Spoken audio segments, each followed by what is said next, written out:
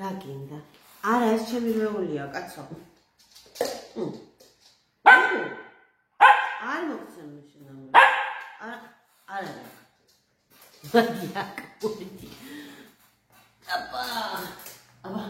აბა დაენახე ხალხს.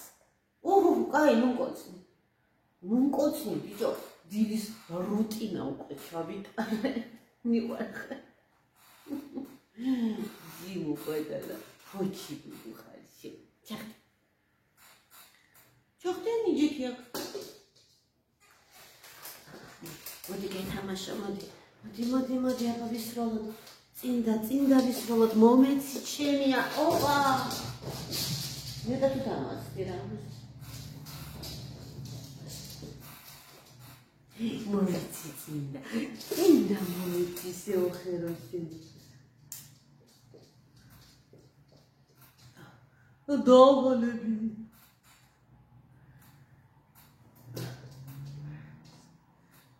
მოგევლე, მობე, თორე გამოგეკიდები.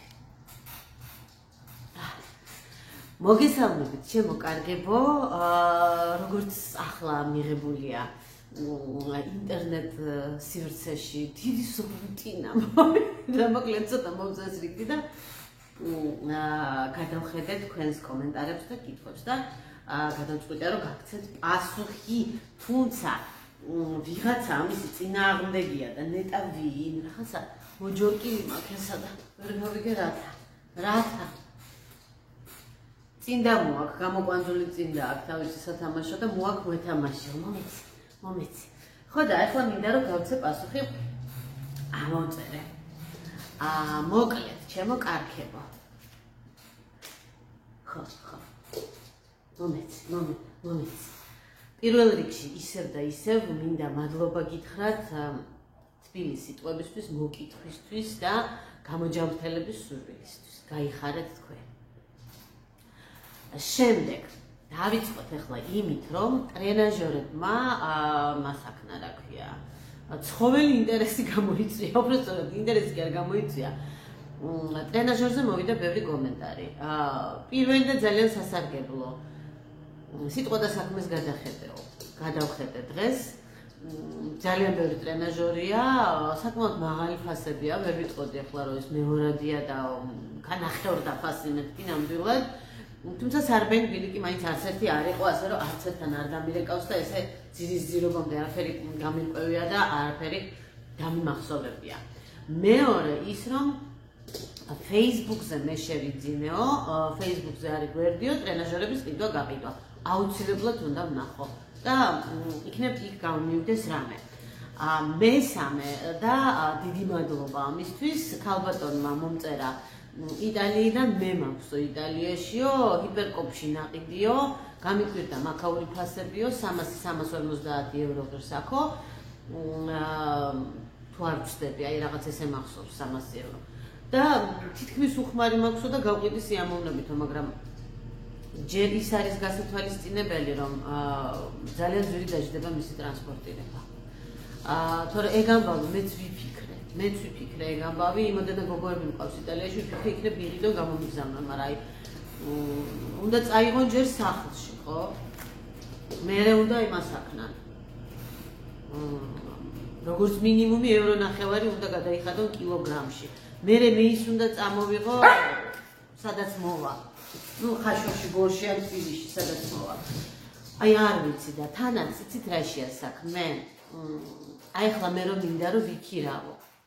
85 ლარიანიც აქვს თვეში რომ ღირს 85 ლარი დაქირავებით, მაგრამ ის მე არ მაწყობს. მე რატო ველოდები ახლა თვეში 130-იანს და 150-იანს, იმიტომ რომ 85-იანი მე ვერ გამიძლებს. ეს ყოფილა თორმე ძალიან სუბუქი ადამიანის და მე მინდა 100 კილო და ზემოთ, იმიტომ რომ თუ აწერია რომ უძლებს 100 კილოს და დადგაზეთ 105, 101, 102, თუნდაც 100 კილო. შეიძლება გათქვას. აი რა შესაქმე.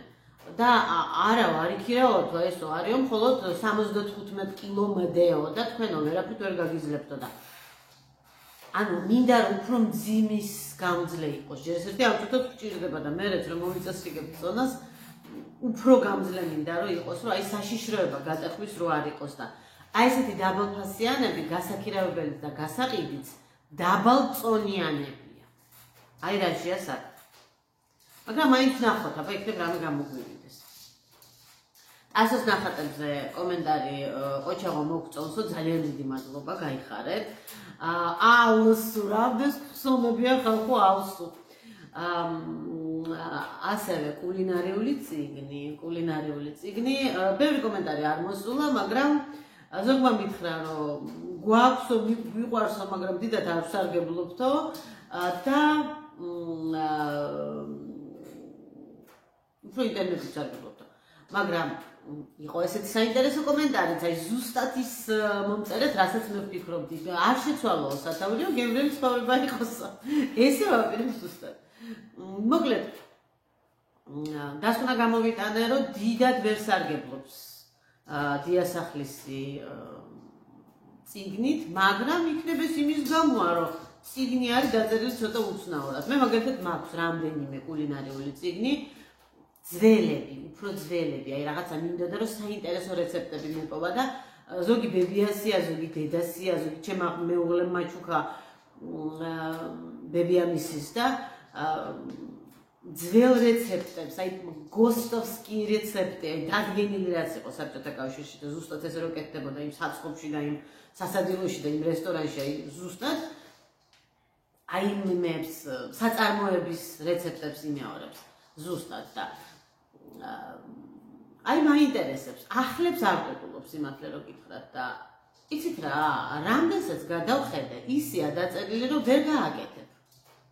ასე მაგალითად მე ვნახე ინტერნეტში ვნახე დასათვალიერებელი ვერსია იყო და სხვათა შორის დავსკრინე კიდევაც ის გვერდი და ჩემშულს ვაჩვენე და არ მაქვს შენახული ნამდვილად ის სკრინი. იყო ორენოვანი, ქართულ-ინგლისურ ენოვანი. ქართულად ეწერა ერთ გვერდზე და გვერდზე აბზაცი იყო ინგლისურად იგივე რეცეპტი. მე დავსკრინე ჭარხლის ნიგზიანი ფხალი. და აი მე რო არ ყოფილიყავი ქართველი და რო ყოფილიყავი ჩინელი და მომდომებოდა ამ ხალის გაკეთება, ვერაფერს ვერ გავაკეთებდი. აი ქართველისთვისაც უცნაური აღსაქმელი და გასაგები იყო. აი არა მაქვს ნანახი როგორ აკეთებს დედა და ბებია დაუშვათ და დაქალის დედა სამზარეულოში ამგვარ ხალს. ვერ გავიგე, საერთოდ რა უნდათ ვერ გავიგე. არ ვიცი ეს ხელოვნურმა ინტელექტმა თარგმნა ინგლისურიდან ქართულად თუ ქართულიდან ინგლისურად ვერ გეტყვით რა იყო. ყოველ შემთხვევაში გაუგებარი იყო. მართლა გაუგებარი იყო. არის რეცეპტები მართლა საინტერესო აი ძველ ქართულ კულინარიულ წიგნებში. ძველს როგორ ახლა მე ანტიკვარები არ მაქვს, მაგრამ მაქვს ესე 60-იანებში, 50-იანებში გამოშვებული წიგნები, თუმცა შეიძლება ეს უკვე ანტიკვარიც არის. დეტალიზებული არ არის. ასართ არაფერი არ არის დეტალიზებული, აი თითქოს გასაგები უნდა ყოფილიყო და შეიძლება იმ დროის დიასახლისისთვის გასაგები იყო და ამზადებდნენ კიდევაც და მე უნდა ჩავხვდე და უნდა ვიგულისხმო ეს, აი განსაკუთრებით გამაღიზიანებელი ამდენი ჭიქა. რა ვიცი მე რომელ ჭიქაზეა ლაპარაკი, ხრუშოვკა ჭიქაზე ლაპარაკი, ღვინის ჭიქა, ნათალი ჭიქა, ვერ გაიგებ, აი თუნდაც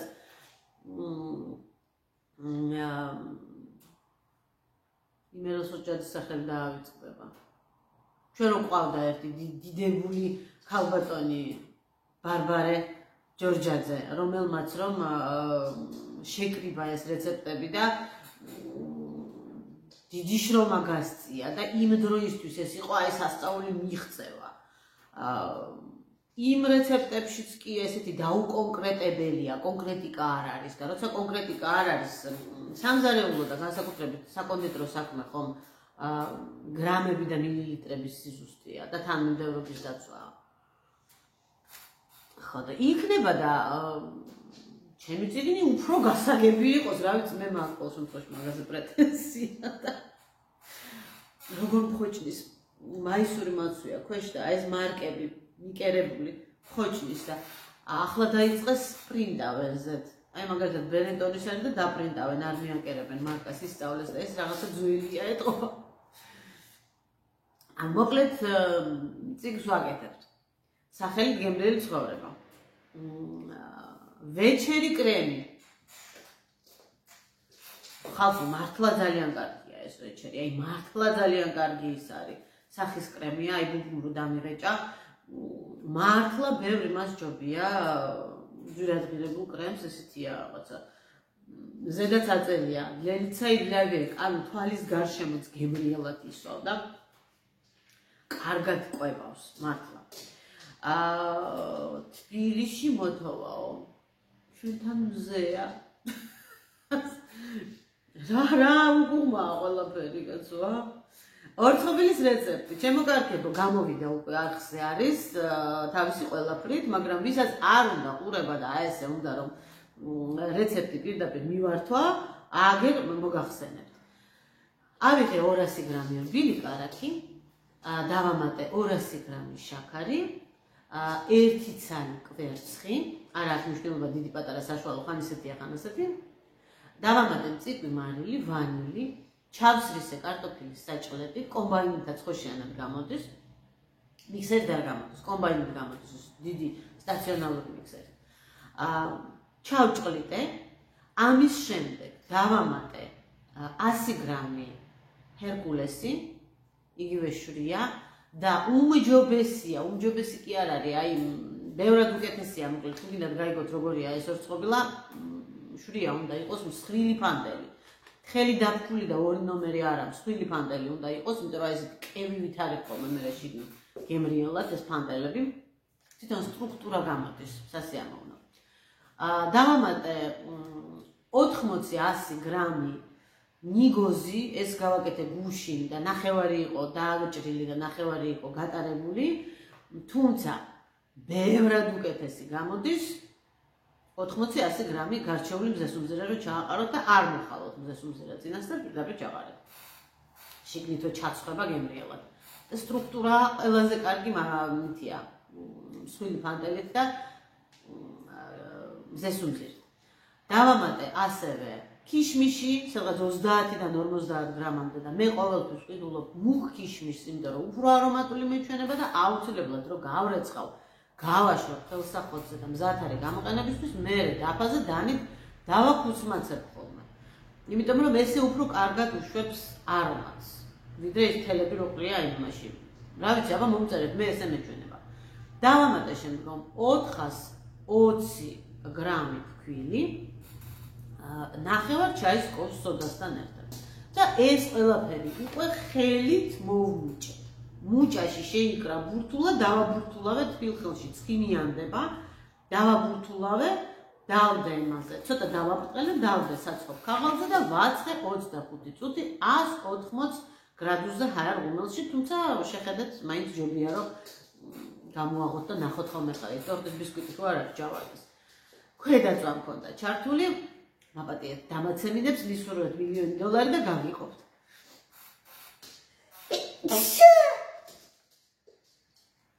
უკაცრავად, ნუ გიშინია ბუბუ დავაცემინე. ამფერი. ბუბუკა შეეშინდა რა დაემართავა, რომ ვახველებ დავაცემინებ ესე უყურს. და კიდევ ერთი და აუცილებელი დეტალი. ძირი რომ შეუფერადდება, შეებრაწება, ანუ კარგად გაუმუქდება, არ დაწვათ ახლა, გაუმუქდება და ზემოდან ჯერ კიდევ რბილია გამოიღეთ. გამოიღეთ, გააციეთ და თავად გამკვრივდება და იქნება ასეთი ნახევრად კევი, ნახევრად ხვიერი, ძალიან გემრიელი.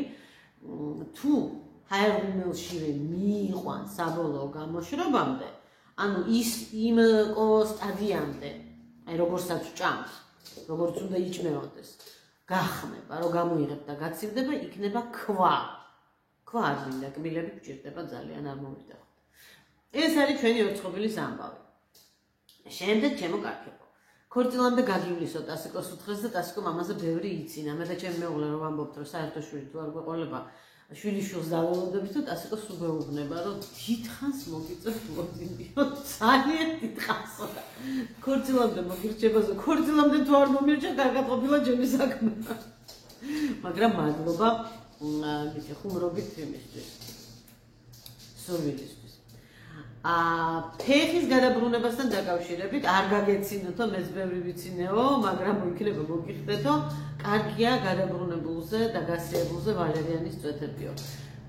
მეც გამიგია, გადაბრუნებულზე არც გამხსენებია სიმართლე რო გითხრათ, მაგრამ გამიგია დალურჯებაზე. სინიაკს რო ეძახიან, აი დალურჯებული რო არის, იმაზე იფენენ ვალერიანის წვეთებიან ბამბას. და ძალიან შველისო, მართლა. და ასე რომ სულაც არ არის გამორიცხული, რომ ფეხის გადაბრუნებასაც უშველოს და მე გავაკეთე რა იცით? დანაყურ ნიგოს დავამატე ძმარი, დავაფინე იმაზე რა ქვია, მარლაზე და დავადე ფეხზე. ეს ძალიან ხშირად გამოგვიყენებია და არა მხოლოდ ჩვენ ოჯახში, აი ჩემ ბიძაშვილსაც ახსოვს, დედა ჩემს ვუმკურნალეთ, მე გამომიცდია და აი ახლა ტასიკოზეც, რა ვიცი, მე მეჩვენება რომ იმუშავა. ოღონდ ეს მეხუთე და მეექვსე დღეს არაფერს არ აკეთებს, ეს უნდა გაკეთდეს, გადაიბრუნა და მაშინვე. და მე თითქმის მაშინვე სადღაც რომ მოხდა ეს ამბავი 1 საათში, სანამ ბოლომდე გასივდებოდა და დალურჯდებოდა ფეხი, მანამდე დავადე. და მე მგონი იმუშავა, ასე რომ სასაცილოს ვერაფერს ვერ ვხედავ, მე მგონი ვალერიანის წვეთიც იმუშავებს, უბრალოდ მე არ გამხსენებია. ნიღაბს არ ვიხსნიო, ზუსტად მასე ვარ მე. ლამის ზაფხულში გავიკეთო ეს ნიღაბი. და გამახსენდა სადღაცა წავიკითხე, საწავიკითხავდი ხა ინტერნეტში წავიკითხე, კორონობა არ იყო გადავარდნილი ჯერ ბოლომდე. ესეთი ის რა ქვია, სასაცილო ფელეტონი.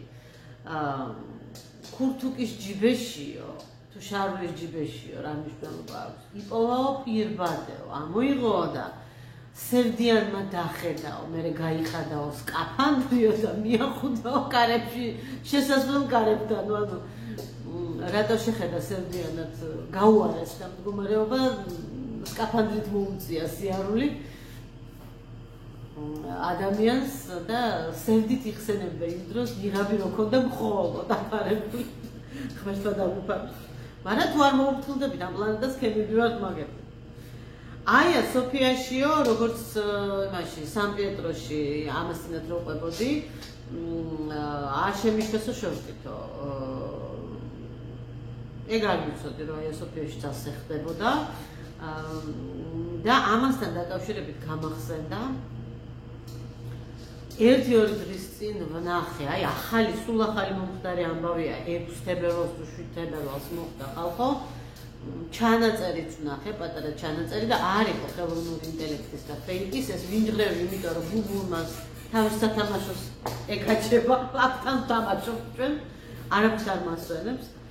სან-პეტროში, ანუ წმინდა პეტრეს ტაძარში, ვატიკანში, ვიღაცა არ ვიცი, ახალგაზრდა მამაკაცს გავდა შორიდან, ტელეფონით იყო გადაღებული. ახტა რაღაც კვარცხლბეკზე, საიდანაც ჩამოყარა ძვირადღირებული ისინი, შანდლები, აი ადამიანის სიმაღლის შანდლები და აი ამ შანდლებ ქვეშ, აი კვარცხლბეკზე რაღაცა გადაფარებული იყო თეთრი და იმას ხსნიდა და აი როგორც ჭიანჭველები ისე გამოცვიდნენ მარჯვნიდან თუ მარცხნიდან ისინი შავებში ჩაცმული დაცვა შეიარაღებული, რომელიც ყავს რა თქმა უნდა ყველა ესეთ ობიექტს ისინი არ ჩანან და ეგრევე დაითრიეს ეს ბიჭი და გააქანეს. ასეთი გიჟების გამოა ზუსტად ესეთ ისტორიული ღირებულებების შენობებში და ტაძრებში და მუზეუმებში ყოველთვის არის დგას სამხედრო. ბეტერები და ტანკები დგას. აი კოლიზეუმთან, სან-პეტროსთან და ესე რომ შევდივართ შორტებისგან და ჩანთას გვიტარებენ და ჩვენს გვატარებენ მეტალოდეტექტორში.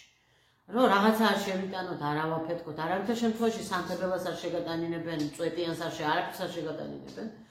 ყველგან აბსოლუტურად სანტა-მარია მაჯორეში გავიარეთ ეგ ყველაფერი, კოლიზეუმში, რა ვიცი, ყველგან გავიხართ მოკლედ მაგას და მე მგონი სწორია და მე თქვენ ერთხელ აუცილებლად მოგიყვებით ჩემი მილანში ღამის გათენებას მსგავს დაცვასთან ერთად რომ გავათანებ მე და კიდე ერთმა ქართველმა გოგომ. ადრეც ვთქვი მე და ისიც ვთქვი რომ ეს არა ქვია ვეძებ ამ გოგოს მეთქნა რომ მე ვერ ვიპოვებ. იქნებ კიდე ვიპოვებ. კაი გამახსენდა სხვათა შორის მიყვარს მაგამის მოყოლა იცით რატო აი სასწაული თავგადასავალია და იმიტომ აი ჩემთვის რაღაცა აი ძალიან უცნაურია ხა თვალებს რომ ხუჭავდა რომ ვიხსენებ აი ვერ ხვდები მართლა იყო თუ არ იყო ეგ ღამე ბუბუები გავაცნოთ ერთმანეთსო ხალხო ბუბუები ჩვენ სასწავში ბევრს ყავს ცხოველები და მათ შორის ძაღლები და მათ შორის თურმე სახელად ბუბუებიც და გავაცნოთ დიდი სიამოვნებით ჩემი ბუბუ ჯერჯერობით რა ვიცი ხა არ არის ეს სრულწლოვანი მაგრამ ჯერჯერობით არის ძალიან უვნებელი ცხოველი აი მე ხომ ყავდა პუდელი აი სუფთა სისხლის პუდელი აი დიდგვაროვანი ვერცხლისფერი ბუკა და ბუკა იყო აი სასწაულო კაფას არ უყარდა ბავშვები, არ უყარდა სტუმრები, ყველა ადამიანი არ უყარდა, იყო ჩვენი რამდენიმე ახლობელი, რომელიც ძალიან უყარდა და კალთაში უჯდებოდა და სახეს უმოკავდა და ის კი არა და ქუჩაში რო გაივიდა ჩვენი მეზობელი დარეჯანი, ვიღაცას გამარჯობას რო ეთყოდა და როგორ ახარო და სახში რო ისმოდა ეს ჭკუიდან გადადიოდა დარეჯანი მოვიდესო, რომ დარეჯანი დადისო იყო და რატო აქ არ შემოდისო. მაგრამ ესეთი არა ნურას უკაცრავად ამას ყველა უყვარს განსაკუთრებით ბავშვები ხო და არ ვიცი ეს იმიტომ რომ პატარა იყო ეხლა ვერ მიხსენებ ჩემი ბუკა წლამდე საკმაოდ კაფასი იყო დედაჩემი უყვარდა გაგიჟები აბა ერთი დედაჩემი გადამეკოცნა მისი თანდასწრებით თუ მწვდებოდა აუცილებლად კბილს წამატავდა მაინო ადგილი აღარ იყო ჩემ ტელეფონში იმისი რა ქვია ვიდეოსი და ეს იმიტომ კი არა რომ მე დღეს ვილაპარაკე ბევრი, იმიტომ რომ მთელი საუკუნის ვიდეოები, აი ურნაში გადაყრილებით წასაშლელი იყო და ეს არა ქვია, სამგეროდ იქიდან გავაგრძელებ სადაც შემიწყდა საუბარი. ბუბუებს ერთმანეთს ვაცნობთ, გადავწყვიტეთ და შემდეგ თხოვნა მეგობრებში დამიმატეთ თუ შეიძლებაო. ჩემი ბრალია აუცილებლად დაგიმატებთ, ოღონდ რაშია საქმე. იმ Facebook-ზე, ჩემი პირადი Facebook-ი, რომელიც მაქვს, ძალიან მაგრად ურევს. აი, წარმოიდგინეთ, რამოდენა ნაცნობი, რამოდენა თანამშრომელი, რამოდენა კლასელი მეგობარი და ქალს 12 სკოლა მაქვს გამოცვლილი თბილისში, 12-ვე სკოლის კლასელები.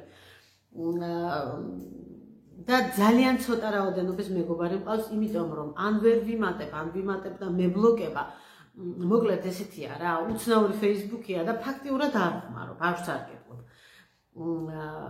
ამიტომ გავაკეთე რა, გემრიელი ცხოვრების Facebook გვერდი, ცოტა მისახედი მაქვს, აი იქ შევხვდეთ ერთმანეთს, ასე რომ მე ძალიან მომხრე ვარ თქვენთან მეგობრობის. უბრალოდ თუ ვერ დაგიმატეთ, ეგ იმას ნიშნავს, რომ ან არ აისახება ჩემთან მოთხოვნებში, ან უბრალოდ ვერ ვამატებ. ასე რომ შევხვდებით არხის Facebook გვერდზე გემრიელი ცხოვრება, რომლისთვისაც ძალკე მოკლე ვიდეოს დღესვე გავაკეთებ, გაჩვენებთ როგორ უნდა იპოვოთ. და ასევე შემოგკადრებთო და ესე ძალიან ტაქტიანად რას ამბობთ, როგორ გეკადრებათ. პირიქით, დიდი მადლობა კომენტარისთვის. ამდენი ლამაზი ნაჭერი გაქვთო და პლედი შეკერეთო. გიჟდები, ისე მიყვარს, მაგას ქვია patchwork-ი მე მგონი, აი სამკუთხედებით და რომბებით რო პლედებს აკეთებენ და მაშვებიან რა ქვია, quilty ქვია, patchwork-ი ქვია, მოკლედ მილიონერი რაღაცა. არ ვიცი მე მასზე კერო. არ ვიცი მე მაგდონეზე კერვა, რომ მე პლედი შევკერო, აი მართლა არ ვიცი. თუ დამარტყავს თავში და გავრისკავ და რაღაცა გამოცდილებას მივიღებ, კიდე შეიძლება ვწადო. ძალიან კარგი იქნება. თორე მე ესეთი დიდი მკერავი ქალი არა ვარ. დედაჩემმა შეკერა ერთხელ მაშინ ხა საბჭოეთის დროს სულ კერავდა, ყველა კერავდა და ქსოვდა, იმიტომ რომ არ იშოვებოდა და მიუხედავად იმისა, რომ სპეკულანტებშიც დავდიოდით და ისინი ინომარკებიც გვეცვა, დედა კერავდა და ქსოვდა კიდევაც. და ძალიან ბევრი ნაჭერი რჩებოდა. ძალიან ბევრი ნაჭერი რჩებოდა და გადაახარისხა შალის და ფანელის ესეთი თბილი ნაჭრები. ერთი ვარიანტი გააკეთა 4 კუთხედები, მეორე გააკეთა აჯღა, აჯებსანდალი, ზოგი სამკუთხედი იყო, ზოგი ოთხკუთხედი იყო, აი როგორღაც ერთმანეთს გადააკერა, ოთხკუთხედებიანი მედიდად არ მომწონდა, ეს სიმეტრიული გადააისები მქონდა, გადაკერების ადგილები და არ მომწონდა რაღაცა აფრიკა რო არის, ხო იცით ეს ალჟირები და ისინი, აი ესე გაყოფილი ხელოვნურად, აი ესეთი იყო. სამაგიეროთის მეორე ბაჯღა ბუჯღა. ესე ვთქვათ, ლატკებივით რო იყო გაკეთებული, გამოვიდა ძალიან საყვარელი და გემრიელი და ახლაც კი მახსოვს. რაჯისთვის შეკერა, იცით დედა? აი რო წავალთო ფიშხეთშიო, მინდორზეო, მაყვალზეო, სოკოზეო, ბავშვებს რო წაგიყვანთო, ანუ ეზოშიო, გასაფენად. გვიფენდა ხოლმე იმაზე, ბალახზე. და მზეზე, აი წარმოიდგინეთ, იღებდა ბალახის სულს ეს მიწა ხომ მაინც ნოტიოა. ამ მზეზე რო შრებოდა და საღამოს მე რო ვკეცავდით და შევქონდა ბალახის და მზის სუნი ქონდა და პატარა ვიყავი მამაში დაახლოებით ესეთი სკოლამდელი პირველ კლასელი ალბათ მაგ პერიოდში და დავარქვი ფუთნი, მაგას დავარქვი ფუთნი, მაგ ლატკებიან იმას. და ახლა ტასიკო მეუბნება რომ აი როგორც შენ ფუთნი გქონდაო, მე შემიკერა ეგეთი ფარდაო. მე რომ მიყვარს ისეთი ფერებითო, ჩემ ოთახშიო და ნახოთ აბა, თქვენ ხო იცით რომ მე თუ რამეს გავაკეთებ, თქვენთან ერთად გავაკეთებ. ასეთი იყო ჩვენი დღევანდელი კომენტარებზე, პასუხები და კომენტარებზე კომენტარები, პასუხი იანოვსკის, ხო გაქვთ საკითხული ილია ჭავჭავაძე. პასუხი, ხო და ეს არა ქვია. კარგი იყო თქვენთან ურთიერთობა, როგორც ყოველთვის, კიდევ ერთხელ დიდი მადლობა ყურადღებისთვის, კიდევ ერთხელ დიდი მადლობა გამოჯანმრთელების, კეთილის სურვილებისთვის, რჩევებისთვის და რა თქმა უნდა, ხვალ ისევ შევხვდებით ამ არხზე, რომელსაც ქვია გემრიელი ცხოვრება, გემრიელად გეცხოვროთ, გემრიელი საღამო, გემრიელი ღამე და მომავალ გემრიელ შეხვედრამდე. კარგად.